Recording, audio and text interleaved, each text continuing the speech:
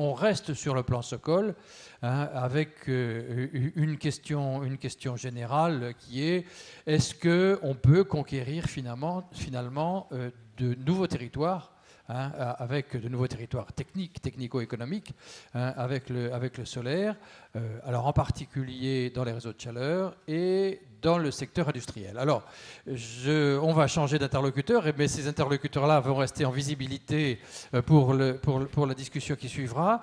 Mais j'appelle tout de suite David Lécher de Amorce et Kevin Mosas de Sunti, si vous voulez bien prendre place. Et Xavier, vous pouvez prendre place directement au micro, au pupitre, pour commencer la...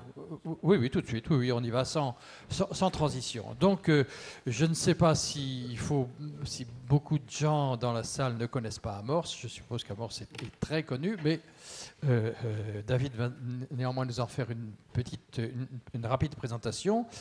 Les réseaux de chaleur, est-ce que c'est une opportunité? Pourquoi est-ce que les réseaux de chaleur sont peut-être moins exposés, si j'ose dire, au solaire que dans d'autres pays européens et d'autres pays même plus au nord que chez nous? Voilà, qu'est-ce qui se passe et qu'est-ce qu'on peut attendre de ça? À vous. Bien, merci. Donc, en effet, je vais me permettre de prendre quelques secondes pour présenter l'association Amorce pour ceux qui ne la connaissent pas. Amorce est la principale association de collectivités et de professionnels pour la gestion de l'énergie et la gestion des déchets.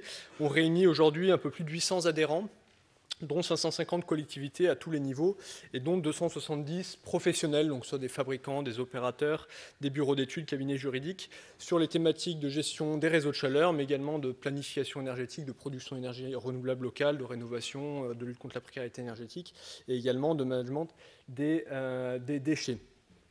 Le rôle d'Amorce, c'est premièrement un réseau, hein, partager l'information entre les adhérents, faire remonter les bonnes pratiques, informer nos adhérents dans nos actualités réglementaires. On fait un certain nombre d'études et d'enquêtes chaque année. Et notre deuxième rôle, c'est de représenter les collectivités locales auprès des pouvoirs publics, notamment auprès de l'ADEME ou du ministère. Historiquement, Amorce, c'était l'association des maîtres d'ouvrage des réseaux de chaleur. D'où le nom, on a gardé l'acronyme, ça permet de faire des jeux de mots sympas de temps en temps. Et voilà, aujourd'hui, on a élargi nos activités.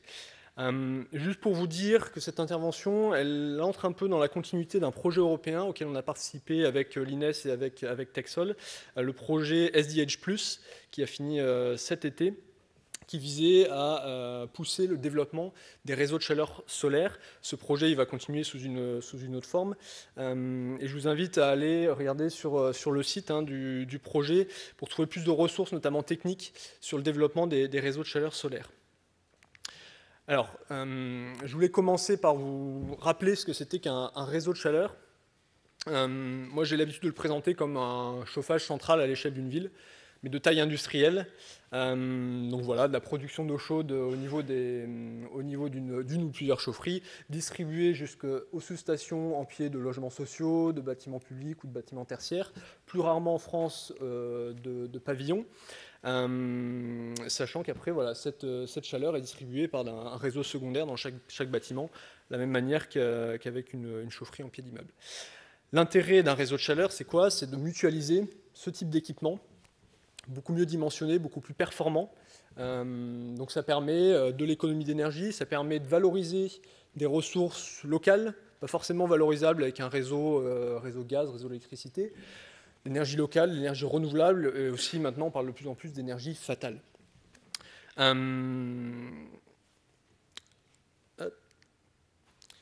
Alors, je vais revenir sur ce slide après.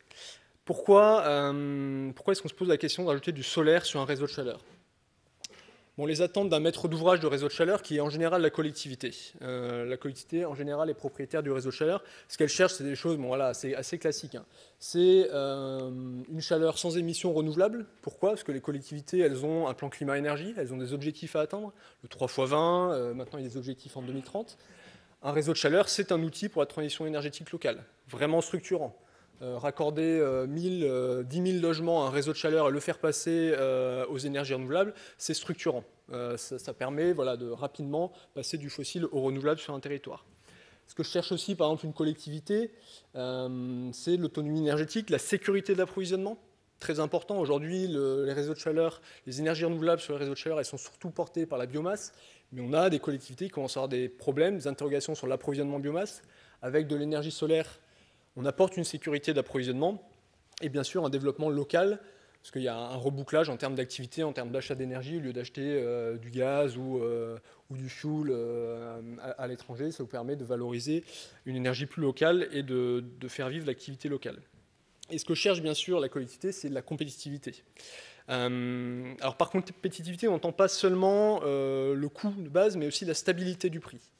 Très important. Ça, c'est un des grands atouts des réseaux de chaleur, c'est d'apporter une certaine stabilité du prix, puisque vous avez une diversité d'approvisionnement énergétique. Un réseau de chaleur, il est rarement alimenté par une seule énergie.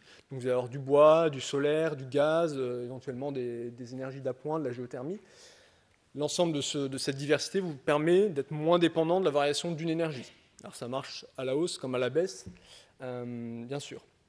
Des coûts réduits notamment par rapport à des solutions individuelles et une meilleure efficacité. Pourquoi? Ça permet notamment de mutualiser du solaire sur un réseau de chaleur. Ça vous permet d'utiliser en permanence le gisement solaire. Typiquement, c'est peut-être un peu caricatural, mais si vous installez votre solaire sur un bâtiment, le jour où ce bâtiment il est vide en plein été parce que tout le monde est parti en vacances, la production solaire elle peut être perdue. Alors qu'avec un réseau de chaleur, ça vous permet de mutualiser ça à l'échelle d'un quartier par exemple et d'utiliser la chaleur produite sur un bâtiment dans un autre bâtiment. Et on va le voir tout à l'heure, on a déjà des installations parfaitement compétitives qui fonctionnent en Europe et certains projets pilotes en France. Alors ces installations, donc là, ce n'est pas forcément des installations installées sur réseau de chaleur, c'est de grosses installations de plus de 500 m² installées en France, avec une spécificité, notamment dans les pays plutôt nordiques. On voit par exemple qu'au Danemark, il y a énormément d'installations solaires, certainement parce que c'est un pays beaucoup plus ensoleillé que la France, mais on va y revenir tout à l'heure, parce que je pense que c'est un exemple qui peut, voilà, on pourra voir des courbes qui vont plutôt vers le haut et se donner un peu d'énergie pour la suite. Alors en France, alors il y a plus d'installations, il y a une quinzaine de grosses installations, mais il y en a 2 qui sont accordées au réseau de chaleur. La première qui est entrée en service, c'est celle de Balma, donc à peu près 500 m² de capteurs. Le deuxième qui est entré en service cette année, en avril, c'est Juvignac, à côté de Montpellier. Donc ça, c'est les 2 projets démonstrateurs qui existent aujourd'hui en France. Donc le solaire, bien sûr, peut être installé au sol, en toiture comme à Juvignac, ou sur des infrastructures comme à Balma. Hop. Et il peut bien sûr être couplé avec du stockage. Alors soit un stockage tampon qui permet de lisser sur la journée ou quelques jours la production solaire, soit du stockage saisonnier qui permet là de valoriser le gisement solaire sur des durées beaucoup plus longues. Ça peut être de quelques mois, voire sur l'ensemble de la saison de chauffe. Avec une solution comme celle-là, on peut atteindre des couvertures qui vont bien au-delà de 20%. On peut atteindre 50, 60, voire 80% de couverture solaire sur un réseau. Ça, c'est très utilisé, notamment au Danemark. Un petit exemple illustratif, si on voulait approvisionner cette petite ville allemande uniquement avec des énergies renouvelables en termes de chaleur, voilà grosso modo les surfaces en termes de biomasse qu'il faudrait pour approvisionner 100% des besoins énergétiques de cette ville avec de la biomasse. Voilà l'équivalent en termes de surface de capteurs solaires. Voilà, je pense que ça parle de soi. J'ai l'impression qu'il me manque 2-3 slides. Bon, je voulais juste vous parler... alors si, je vais revenir en arrière. Excusez-moi. Le développement des réseaux de chaleur. Donc il y a une loi qui a été votée cet été, ça ne vous aura pas échappé, la loi sur la transition énergétique, qui fixe un objectif ambitieux de développement de la chaleur renouvelable et de récupération. L'objectif, c'est de multiplier par 5 la quantité d'énergie renouvelable et de récupération distribuée par les réseaux de chaleur d'ici à 2030. Grosso modo, ça revient de passer de ce point-là en termes d'énergie renouvelable livrée par les réseaux de chaleur, là on était en 2012, à ce point-ci en 2030. Alors là, je vais utiliser des chiffres ADEME. Projection de l'ADEME d'ici à 2030, la part du solaire sur les réseaux de chaleur devrait être environ 1%, 0,03 mégatep. Ça revient à peu près à installer 600 000 m² de capteurs d'ici à 2030. 600 000 m² de capteurs contre à peu près 750 aujourd'hui. Le Danemark, aujourd'hui, ils ont installé 600 000 m² de capteurs. Ils ont commencé il y a 15 ans. Donc je voulais vous montrer une carte où on voyait tous les ans les installations solaires qui se développaient. Mais voilà, sachez qu'il y a 15 ans, il y a 15-20 ans, il n'y avait pas beaucoup de solaire thermique sur les réseaux de chaleur en France, au Danemark. Aujourd'hui, ils sont à 600 000 m². C'est notre objectif pour dans 15 ans. Donc bon, malheureusement, je n'ai pas la courbe qui va vers le haut pour vous montrer, mais je vous le donnerai en slide tout à l'heure. Voilà, donc tout ça pour vous dire qu'il y a de la place pour le solaire thermique sur les réseaux de chaleur. Aujourd'hui, on est encore en France dans des démonstrateurs, Juvignac et Balma. Au Danemark, on arrive à sortir de la chaleur à 40 € le mégawattheure, ce qui correspond environ à la chaleur que peut produire un UOM, par exemple, sur des réseaux de chaleur aujourd'hui. Donc c'est vraiment de la chaleur extrêmement compétitive. Et le jour où on arrivera à montrer que apporter du solaire thermique sur un réseau de chaleur, c'est une source directe de compétitivité en termes de prix de la chaleur, là on aura gagné, et là les maîtres d'ouvrage comme des collectivités iront volontiers vers ce type de solution en complément d'autres énergies, dont la biomasse par exemple. Voilà. Juste une question directe. Il y a combien de réseaux de chaleur en France? Alors, c'était justement un des slides qui manquait. On a à peu près 400 gros réseaux de chaleur, c'est-à-dire plus de 3,5 MW, mais aussi 400 petits réseaux de chaleur. Donc en gros, on a 800 réseaux de chaleur aujourd'hui en France. Le mix énergétique de ces réseaux au niveau national, parce que bien sûr chaque réseau est spécifique et chaque réseau a son propre mix, on est déjà à 40% d'énergie renouvelable et de récupération sur les réseaux de chaleur aujourd'hui en France. Donc quand je dis que c'est vraiment un vecteur pour valoriser l'énergie renouvelable et de récupération, c'est vrai, en termes de taux d'ENR, c'est le premier vecteur énergétique aujourd'hui en France, parce que sur le réseau électrique, on est à peu près à 19%. Sur le réseau de gaz, on a aujourd'hui une dizaine d'injections, donc on est un peu en dessous de 0,1% d'énergie renouvelable. 40% en 2013 sur les réseaux de chaleur en France. Merci. Donc on reviendra sur cette question des réseaux de chaleur certainement dans quelques minutes, mais passons à un autre domaine d'extension possible du solaire. Oui, bravo. Bravo, c'était clair et concis. Kevin Mosas, entreprise Sunti, qui est, si j'ai bien compris, un petit nouveau sur le marché, mais avec une approche qui me semble un petit peu originale. Est-ce qu'il faut vendre du solaire ou est-ce qu'il faut vendre autre chose, hein? Comment vous répondez à la question? On va vendre du kilowattheure. Donc oui, effectivement, on est un acteur, jeune acteur dans la sphère du solaire thermique. Donc je vais sans doute commencer par présenter ce qu'est Sunti. Je me souviens, l'année dernière, j'étais présent aussi aux États généraux et on venait à peine de trouver le nom de la société. Sunti, c'est la contraction de Sunny Times for Industry, un acronyme, donc une contraction en anglais qui permet d'adresser deux messages. D'abord, évidemment, Sunny, la référence au solaire, puisqu'on comme vous allez le voir, on se spécialise dans le solaire thermique, et le Sunny Times qui reflète en anglais donc l'expression d'un horizon dégagé. C'est ce qu'on veut offrir aux industriels, un horizon dégagé sur leurs dépenses énergétiques. Donc Sunti est né il y a un peu moins d'un an. On se positionne comme investisseur et exploitant de centrales solaires thermiques pour les industries de procédés.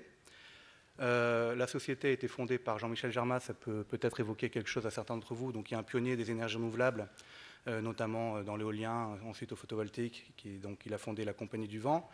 On s'appuie donc sur une solidité financière et une capacité d'investissement qui nous permet justement de nous positionner comme tiers investisseur.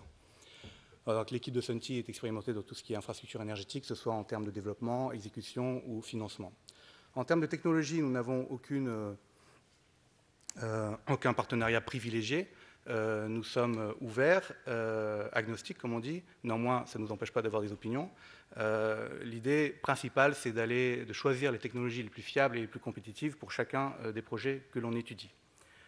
Voilà, donc en résumé, le business model, donc le modèle d'affaires de Sunti, c'est de vendre de la chaleur de procédés aux industriels en la produisant à partir de technologies solaires, ce qui est relativement nouveau, c'est un secteur émergent. Donc on leur vend de la chaleur solaire. En amont, lorsque c'est possible, on réalise aussi des mesures d'efficacité énergétique, parce que ça a du sens, avant d'introduire une énergie alternative, de réduire la consommation intrinsèque donc, du site. Et on se rémunère aussi sur ces économies. Et les clients donc, industriels, qu'ils soient producteurs de yaourts, de briques, de médicaments ou je ne sais encore, il y a énormément d'industries qui ont besoin de chaleur dans leur process de fabrication. donc peuvent accéder à une énergie compétitive. C'est vraiment l'idée et l'intérêt final, généralement des industriels. Respectueuse de l'environnement, c'est aussi quelque chose sur lequel ils ont aussi des envies de réaliser quelque chose, aussi, il faut le dire, pour des aspects communication, et le tout sans investissement et sans risque. Donc, en d'autres termes, voilà ce que fait Senti. De manière caricaturale, on a une usine en haut qui n'aurait pas fait de mesures spécifiques en termes d'énergie. Senti va optimiser d'abord l'utilisation de la chaleur par des mesures d'efficacité énergétique, la récupération de chaleur. On travaille avec des partenaires pour ça. On va ensuite intégrer donc, une source alternative qui est la technologie solaire et fournir de kilowattheures d'origine solaire à l'usine. In fine, la société, l'industrie peut devenir plus compétitive en réduisant sa facture énergétique et en recourant à une énergie locale, gratuite et durable. Alors, pourquoi est-ce que Senti s'est lancé dans cette aventure? Parce qu'aujourd'hui, il y a assez peu d'acteurs dans le domaine. Tout vient déjà d'un double constat. Premièrement, la moitié de l'énergie consommée dans le monde l'est sous forme de chaleur, et donc loin devant le transport à l'électricité. Et encore la moitié de cette chaleur qui est consommée dans le monde l'est dans l'industrie et les services. Ce qui fait que, grosso modo, on a 25% de l'énergie mondiale qui est consommée sous forme de chaleur dans l'industrie et les services. Un gisement extraordinaire qui est aujourd'hui adressé à 95% par les énergies fossiles. Les 5%, 4-5% qui restent, c'est la biomasse qui elle-même a ses propres problématiques, qui ne permet pas d'avoir une visibilité long terme sur le coût et sur les tensions possibles sur la chaîne d'approvisionnement. Et donc ce potentiel gigantesque est un gisement pour la transition énergétique. Et nous, on a fait le choix de s'orienter exclusivement avec le solaire, parce que la technologie, elle est fiable, elle existe. Elle permet, c'est la seule technologie qui permet de déterminer le coût de l'énergie thermique à 3 décennies. Aujourd'hui, il n'y a pas d'autre possibilité, que ce soit la biomasse, que ce soit le gaz, que ce soit le fuel. C'est la seule dans le domaine thermique qui permet de le faire. Et puis, voilà, la fiabilité est tout à fait démontrée sur le solaire thermique. Il y a énormément de procédés qui ont besoin de chaleur en dessous de 100 degrés, que ce soit pour les process directement, de l'air chaud pour le séchage, de la pasteurisation, de l'eau pour le nettoyage. Et puis on peut aussi agir en amont de la chaudière pour faire du préchauffage des chaudières là où les industriels ont besoin de vapeur. Donc il y a un énorme gisement. Et c'est la raison pour laquelle Senti s'est engagé dans cette voie. Maintenant, la question que vous pouvez vous poser, c'est pourquoi on est presque seul. C'est-à-dire qu'il y a aussi un gisement important, mais il y a aussi des obstacles majeurs qu'il s'agit d'essayer de lever. Et c'est bien donc l'objet de ma présentation. Donc, quelle stratégie pour essayer de débloquer la situation? Donc, en gros, on a un potentiel gigantesque qu'il s'agit de transformer en marché. Pour transformer en marché, il faut lever les barrières. Pour lever les barrières, il faut d'abord savoir quelles sont ces barrières. Donc, je ne vais pas rentrer dans les détails, parce que ça peut faire l'objet de notre présentation, mais en gros, les barrières, c'est la sensibilisation et la connaissance des industriels eux-mêmes que le solaire puisse être une énergie, une réponse à leurs besoins. Ça va être les questions d'investissement. Les investissements dans l'industrie ont des temps de retour entre 2 et 4 ans. Avec le solaire, on n'est pas en mesure de répondre à ce critère. La compétitivité, bien sûr. On est encore quand même effectivement capable de produire une énergie compétitive, mais quand on a un gaz à 30 ou 40 euros maximum du mégawattheure en face de nous, c'est quand même assez challenging d'adresser une offre compétitive. C'est le risque. Le risque, évidemment, l'industriel ne doit pas ni avoir la sensation, ni dans les faits supporter un risque sur une technologie qu'il ne connaît pas. Il a autre chose à faire et il doit s'occuper de son outil de production. Et finalement, la dernière barrière, c'est peut-être la disponibilité des offres adaptées à leurs propres problématiques. Avoir, par exemple, voilà, des offres de chaleur clé en main sans qui puissent leur permettre de rester concentrés sur leur cœur de métier. Donc, la stratégie, c'est peut-être un mot un peu pompeux, on va plutôt essayer de donner, de notre point de vue d'acteurs privés, quelles seraient les mesures qui nous permettraient, en association des acteurs privés nous-mêmes et puis les pouvoirs publics, de pouvoir créer ce marché, passer du potentiel au marché. Donc j'ai commencé par ce qui incombe aux acteurs privés, c'est-à-dire Senti par exemple. Donc il nous faut proposer déjà des offres adaptées aux industriels, comme je disais, donc des offres de chaleur clé en main, où l'industriel n'aurait pas à se poser la question de comment je dimensionne ceci, comment je dimensionne cela, à qui je m'adresse, quel bureau d'études, quelle responsabilité, un seul point de responsabilité pour les garanties, de manière à ce qu'il soit concentré sur le cœur métier. Nous, on offre le tiers investissement comme modèle, puisque ça, justement, ça permet de rompre avec cette logique de payback et d'investissement de l'industriel. Il ne se pose plus la question. On va le voir, on lui dit, voilà, on peut dimensionner tant de mètres carrés pour produire tant de kilowattheures par an sur votre site, à telle température, et on vous propose ce prix du mégawattheure. Il n'y a plus la question de l'investissement. On devient un fournisseur d'énergie qui lui permet d'accéder à cette énergie propre sans avoir à décaisser, finalement, et garder ses ressources pour ses propres besoins opérationnels. Par le tiers investissement, on prend évidemment le risque technologique, technique et financier, puisqu'on est propriétaire et exploitant de cette centrale. D'un autre côté, ce que les acteurs privés doivent réaliser, et là je m'adresse plus aux fournisseurs, c'est d'augmenter la compétitivité du solaire thermique. Alors c'est développer des technologies de grands capteurs, donc on l'a vu, l'appel à projet grande centrale solaire thermique va dans ce sens-là. Un grand capteur, alors des grandes centrales évidemment, mais un grand capteur ça permet de faire des économies d'échelle aussi, et on voit c'est ce qui se passe, là on a vu le plus grand nombre de réseaux de chaleur sur la carte d'Amorce, c'est l'Autriche, l'Allemagne et le Danemark, et il n'est pas étonnant que les technologies de grands capteurs soient le plus développées dans ces trois pays-là. Donc nous, à notre niveau, on n'a pas d'action de levier sur la technologie elle-même. En revanche, on peut jouer un rôle de sélection, en tout cas de favoriser les plus grands projets possibles pour créer des volumes sur un seul projet en utilisant ces grands capteurs. Aujourd'hui, alors je vous l'ai dit, on a moins d'un an, on a commencé la prospection vraiment en janvier, donc on discute avec des industriels aujourd'hui. Les projets sur lesquels qu'on regarde, ils vont de 500 mètres carrés, ce qui n'est pas vraiment notre cible normalement, mais quand il y a un grand nom derrière, ça peut être intéressant. Et là, on a un prospect de 10 000 mètres carrés. Alors, on ne sait pas ce que ça va donner, mais il y a ce potentiel, il y a certains sites industriels en France où on peut dimensionner quelque chose de 10 000 mètres carrés pour un seul industriel. Et là, on peut arriver à des prix très compétitifs. Et enfin, dans toutes nos démarches de prospection commerciale, en fait, on fait un travail de sensibilisation. On est obligé de faire la pédagogie, puisque quand on arrive devant un industriel, généralement, il ne sait même pas que le solaire thermique peut lui fournir de l'eau chaude à qualité industrielle. Donc ça, c'est tout un travail aussi que l'on contribue à faire, voilà, à notre échelle et petit à petit. Donc en gros, nous, notre responsabilité, c'est de donner des réponses adaptées à un marché à très haute spécificité, qui sont les industriels qui ont en gros la tête dans le guidon et qui ne veulent pas forcément passer énormément de temps sur un projet qu'ils considèrent innovant, alors que finalement, ce n'est que relier deux mondes qui ne se connaissent pas, le solaire thermique d'un côté et l'industrie de l'autre. Et c'est ce que l'on essaie de faire. Sur l'aspect responsabilité des pouvoirs publics, alors le premier point, sans doute, ce serait d'essayer de réfléchir comment justement réunir ces deux mondes, faire qu'ils se connaissent. Promouvoir le solaire thermique auprès de l'industrie, que ce soit des journées de sensibilisation, de formation.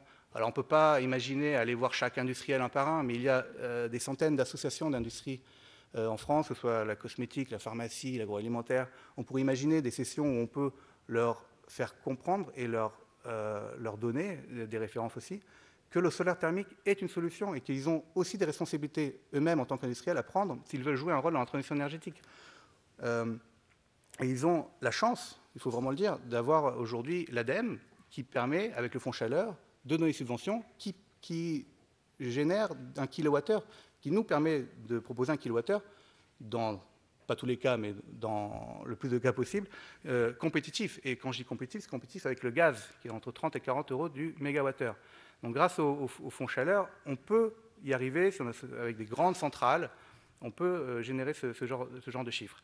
Donc la deuxième nécessité, c'est évidemment assurer la continuité du fonds chaleur, mais spécifiquement de l'AAP, de l'appel à projet Grande Centrale Solaire Thermique, dont le deuxième date de clôture est en avril 2016. Et là, j'en appelle à l'ADEME pour voir comment pérenniser cette initiative, puisqu'on est vraiment sur un travail de très longue haleine avec les industriels. Entre la première réunion, déjà entre l'identification et le premier coup de fil, ou première réunion, il peut se passer 2-3 mois. Entre la première réunion et la récupération de données, il se passe encore 3 ou 4 mois. Donc on est vraiment dans un process de longue haleine, très lent, et il faut savoir prendre ça en compte. Et j'ai parlé des barrières générales du marché, mais il y a à chaque fois des problématiques sur chaque projet. L'emplacement disponible, le prix du fuel localement, etc. Le devenir du site industriel. Donc il y a à chaque fois des challenges à relever et il faut pouvoir avoir une visibilité dans le temps si on veut réussir réellement à faire des projets. La troisième mesure, je dirais, c'est reconduire donc, la mesure de suramortissement qui n'a rien à voir spécifiquement avec le solaire thermique, qui a été mise en place pour favoriser tous les investissements de nature industrielle en avril 2015 et qui court jusqu'en avril 2016. Ça permet de suramortir, donc d'augmenter l'amortissement de l'investissement de 40%. Et c'est vraiment un outil précieux. Sur le papier, ça nous permet, nous, de proposer une chaleur solaire qui soit d'un peu plus de... Enfin, une chaleur solaire qui est diminuée de 5 € par mégawattheure environ, hein, à nos clients grâce à cette mesure uniquement. Donc quand on voit le gaz entre 30 et 40, 5 € du mégawattheure, ça permet de transformer un projet moyen en bon projet ou d'un projet inintéressant en projet intéressant. Donc ça, c'est vrai que alors, je ne sais pas quelles sont les voies de décision sur ce genre d'aspect, mais à minima, il serait souhaitable que cette mesure soit reconduite sur les aspects énergie renouvelable, puisqu'aujourd'hui, ça englobe tous les aspects d'investissement industriel. Mais si on considère qu'on est dans la COP21 et qu'on veut faire la transition énergétique, sans doute la reconduction sur les investissements énergie renouvelable serait la bienvenue.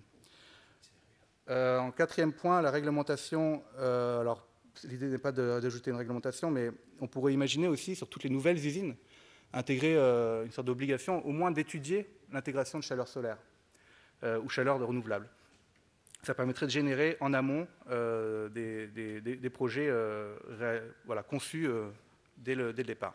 La revalorisation du prix carbone, si on peut effectivement valoriser le carbone économisé sur tous les projets réalisés en chaleur solaire par la compensation, ce serait absolument le bienvenu. Néanmoins, effectivement, le prix de la tonne carbone, c'est assez complexe à mettre en place, mais c'est vrai que ce serait, on revient sur la fiscalité carbone qui serait absolument importante de mettre en place.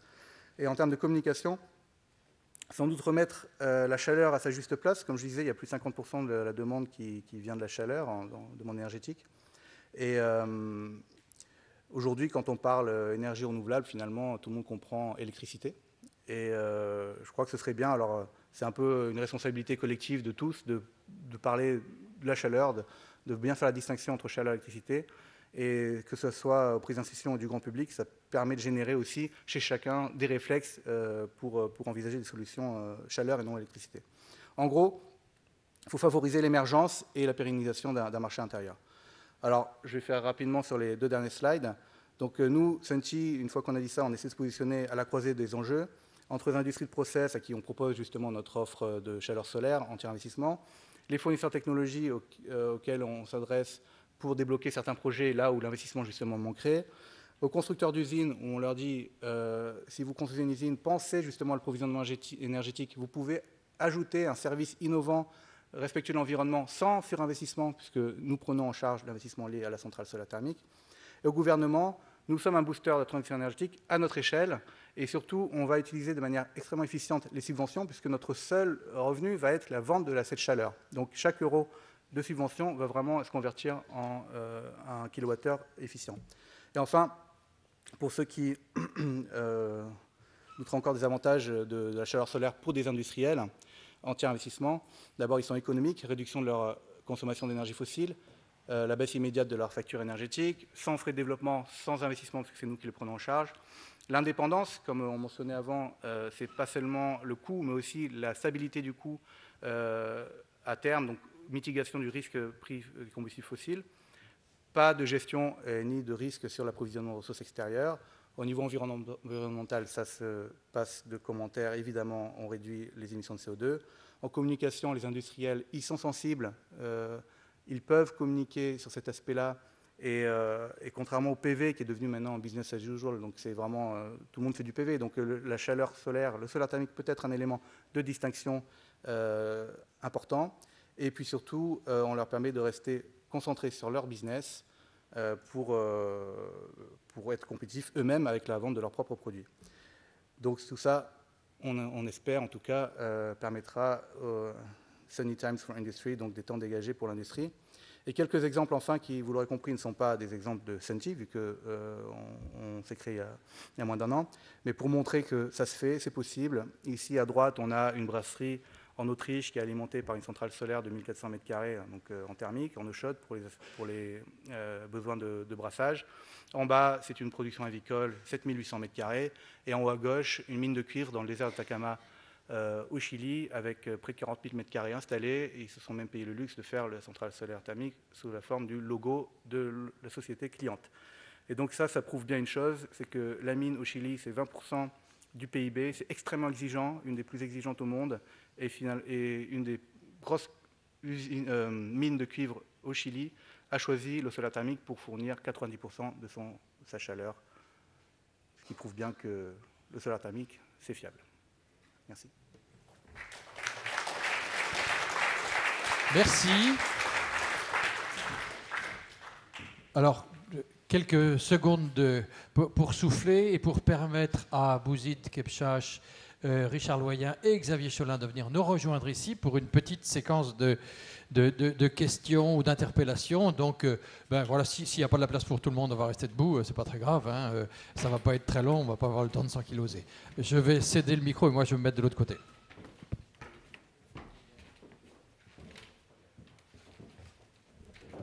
Voilà, vous avez été très sage jusque-là. Maintenant, c'est à vous de prendre la parole pour compléter, interroger nos orateurs de ce matin.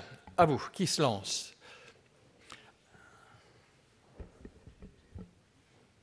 Alors, je vois que j'ai un petit peu de mal avec l'éclair. Ah voilà, il y a une question au milieu.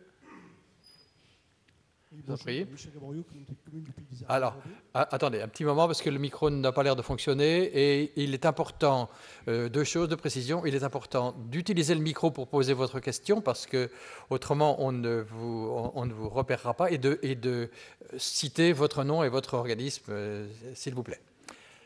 Est-ce que ça marche? Non, le micro fait toujours des misères.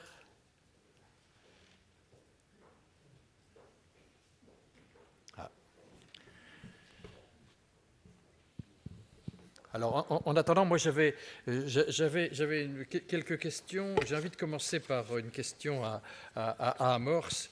Dans la dynamique des réseaux de chaleur a connu quelques vagues dans l'histoire de ces dernières années. On voit apparaître maintenant un certain nombre de nouveaux réseaux ou d'extensions de réseaux, notamment à Nantes, hein, qui a fait un investissement très important dans ce domaine-là.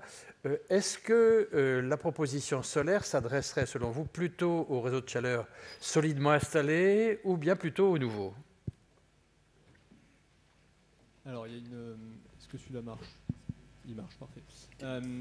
C'est vrai que les réseaux historiques, les réseaux, on va dire, version moderne en France sont arrivés dès le début du siècle. Hein. Le réseau parisien, notamment, est un des plus vieux, lui, fonctionne à la vapeur. Clairement, la solution solaire n'est pas forcément adaptée à un réseau vapeur. On va forcément vers des solutions plutôt, qu'on dit basse température, hein, donc 60-90 degrés. Donc naturellement, on va plutôt se diriger vers des nouveaux réseaux qui sont construits aujourd'hui, ou des réseaux dans des nouveaux quartiers, ou des extensions de réseaux qui peuvent être basse température sur des réseaux historiques. C'est clairement la cible. D'une manière générale, l'ensemble des réseaux, que ce soit les nouveaux ou même les réseaux existants qui peuvent être rénovés, tendent à aller vers la basse température. Ça permet de valoriser plus facilement de la chaleur fatale, diffuse, de la chaleur solaire, de la chaleur issue, aujourd'hui on parle des data centers notamment. Donc c'est la cible naturelle. Il faut quand même bien veiller, garder en tête le fait que ce x5, l'objectif de x5 d'ici à 2030, on ne l'atteindra pas uniquement en raccordant tous les écoquartiers au réseau de chaleur d'ici à 2030. Là où il faut aller apporter de la chaleur renouvelable, c'est là où il y a de la consommation d'énergie, donc c'est surtout dans des quartiers existants, même des quartiers rénovés par exemple. Bon, demain, ils ne vont pas consommer 50 kWh au mètre carré chacun, même rénovés. Donc c'est vers ces quartiers-là qu'il faut aller. Moi, mon rêve d'un réseau de chaleur solaire, ce sera le réseau rénové qui ira alimenter des bâtiments rénovés dans des quartiers anciens, à Nantes, à Paris ou ailleurs. Mais bon, bien sûr, là aujourd'hui, les deux exemples que j'ai montrés, ça se passe aujourd'hui dans des nouveaux quartiers où vraiment on a de la très basse température avec des consommations qui sont au niveau RT 2012 du coup. Donc avis aux collectivités qui sont présentes et pour regarder ce qui est possible pour eux. Est-ce que votre micro est en état de fonctionner? Ça semble marcher. Donc Michel Gaborio, commune du Pays des Herbiers en Vendée. Deux questions pour l'offre Senti. Je voulais savoir si votre offre était exclusivement dédiée au monde industriel, en process, avec des demandes peut-être plus constantes et notamment en période estivale, mais est-ce qu'elle pouvait aussi s'adresser au tertiaire sur des besoins également estivaux pour alimenter par exemple des piscines? Ça c'est ma première question. Et ma deuxième question, savoir si au niveau des contrats, la relation entre propriétaires exploitants et consommateurs d'énergie était soumise à des notions de garantie d'enlèvement minimum pour justifier et pour qu'il n'y ait pas un perdant-gagnant dans l'histoire. Alors sur l'aspect cible, effectivement, on se concentre aujourd'hui sur les industriels, ce qui ne nous empêche pas d'étudier d'autres secteurs, notamment à l'hôtellerie, qui a aussi de forts besoins. Donc je dirais que, enfin une réponse un petit peu à moitié, c'est-à-dire qu'on se concentre sur les industriels parce qu'on sait qu'il y a des besoins importants. Si l'opportunité se présente d'autres projets, pourquoi pas, mais c'est vrai que nos efforts ne vont pas sur ces secteurs pour le moment. Une raison à cela aussi, si on parle de tertiaire privé, c'est différent, mais si on parle de public, effectivement, nous on établit des contrats, et je viens à la deuxième question, de gré à gré donc.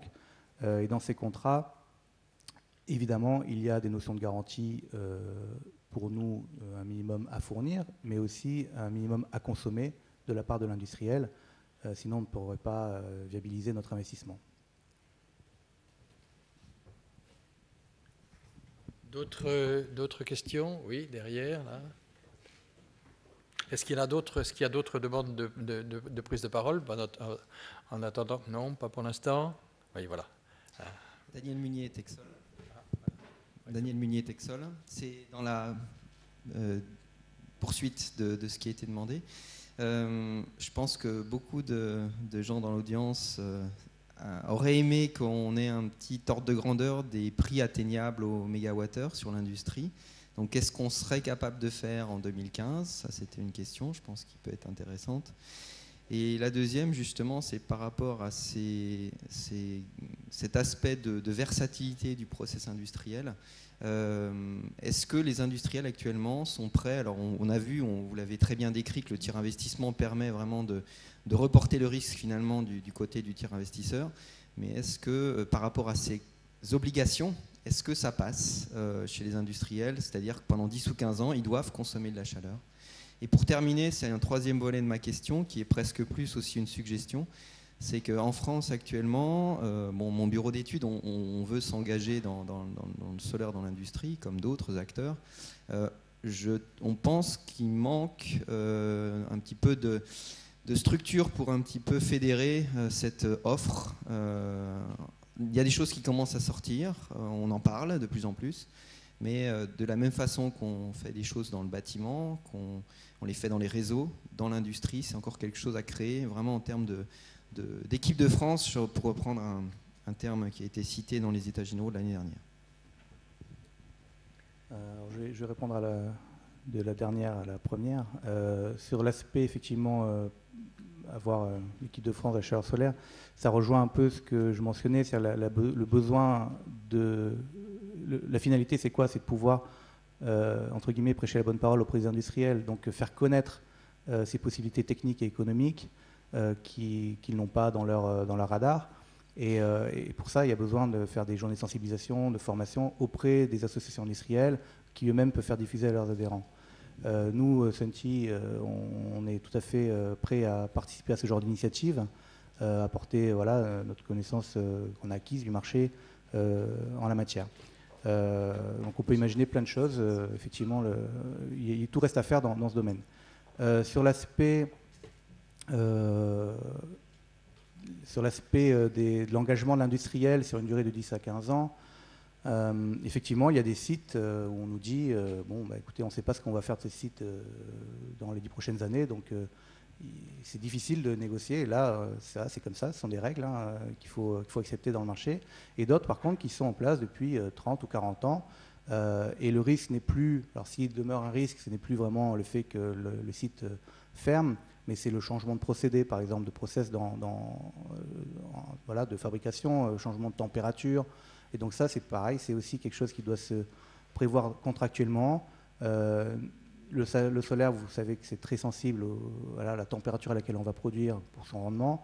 Et donc si on change à deuxième, troisième ou cinquième année du contrat la température pour la fabrication de tel ou tel produit, ça va avoir un impact nécessairement sur notre propre rentabilité. Donc ça se prévoit. C'est sûrement l'objet de négociations pas forcément évidentes. Ça se prévoit et puis il faut à un moment donné que l'industriel, même s'il ne prend pas de risque sur la technologie, il faut quand même qu'il prenne un engagement et c'est la base de tout contrat. Sur le premier aspect, alors grâce évidemment aux subventions de l'ADEME, du fonds chaleur, sur des grands sites, on peut arriver à proposer un mégawattheure de 35 à 40 euros du mégawattheure. Mais aujourd'hui, il faut bien voir dans quelles conditions. On est une petite entreprise, on peut bénéficier, dans nos simulations, c'est ce qu'on fait, on va au maximum des subventions possibles, et c'est ce qui nous permet de proposer ce genre de chiffres. Merci. François Gibert, vous avez redemandé. Oui, François Gibert, donc Enerplan et Eclore.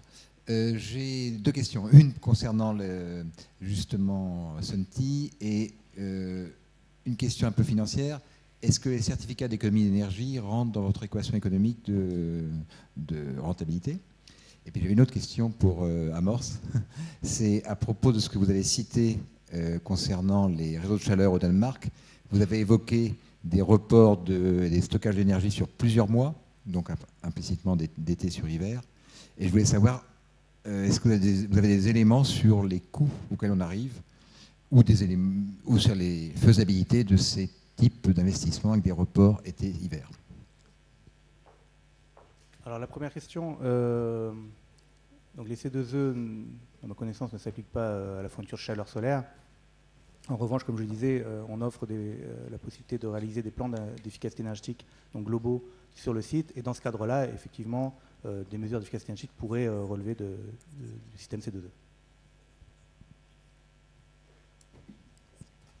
Alors sur le coût du stockage, j'ai un petit peu botté en touche et vous renvoyer vers les documents techniques sur le site du projet SDH+. En France aujourd'hui, il n'y a pas de stockage intersaisonnier, hein. On le voit beaucoup au Danemark, mais pas en France. Je crois qu'il y a une expérimentation qui va se lancer à Brest notamment. Ça nous permettra d'avoir des premiers retours. Voilà, malheureusement, j'ai pas d'éléments là chiffrés à vous donner tout de suite. Merci. Si vous voulez, on va s'arrêter là pour l'instant et on